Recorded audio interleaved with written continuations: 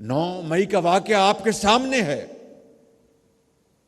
اس سے زیادہ دلخراش واقعہ پاکستان کی تاریخ میں کوئی نہیں ہوا۔ 1971 کا جو سانحہ ہوا اور جو قائد کا ملک جو دو لخت ہو گیا، آج وہاں پر ان کرداروں کے ساتھ کیا سلوک ہو رہا ہے، مجھے اس کے اوپر کچھ نہیں کہنا، لیکن انگریزی میں کہتے ہیں کہ وہ گوز اراؤنڈ کمز اراؤنڈ، یعنی جو آپ بیجتے ہیں وہی آپ کاٹتے ہیں۔ تو آج میں سمجھتا ہوں کہ ہمیں اس بات کا فیصلہ کرنا ہے، اور علماء کرام سے زیادہ معتبر اور لائق احترام طبقہ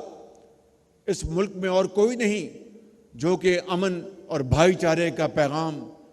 اس کو آگے لے کر چلے، اور ملک کے اندر جو منافرت کی سیاست ہو رہی ہے، ملک کے اندر جو تقسیم در تقسیم ہو رہی ہے، اس کے خاتمے کے لیے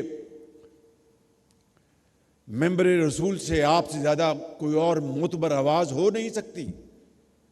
تو میں سمجھتا ہوں کہ چاہے کسی کا کسی بھی مکتبہ فکر سے تعلق ہے، ہم سب مسلمان ہیں، ایک خدا کو ماننے والے ہیں، ایک رسول کو ماننے والے ہیں، اور ایک کتاب کو ماننے والے ہیں۔ فروعی اختلافات میں پڑھ کر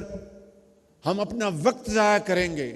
تو آپ کے اوپر ایک بہت بڑی ذمہ داری بھی ہے، جہاں پر اللہ تعالیٰ نے آپ کو بہت بڑا مقام بھی عطا فرمایا ہے۔ آپ کے اوپر ایک بہت بڑی ذمہ داری بھی ہے کہ معاشرے میں اس تقسیم در تقسیم کا خاتمہ کروائیں۔